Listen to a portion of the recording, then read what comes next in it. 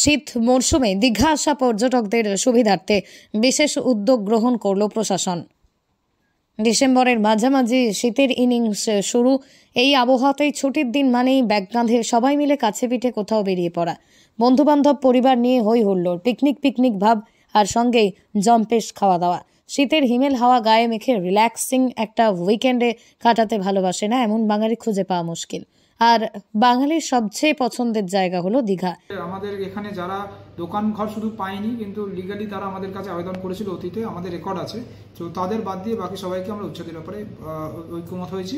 তো দ্রুত এই বিষয়ে যারা লিগালি আমাদের কাছে আবেদন করেছিল কিন্তু দোকানের অপ্রতুলতার জন্য দোকান পায়নি, তারা যদি হকিং করতে চায় আমরা অ্যালাউ করবো।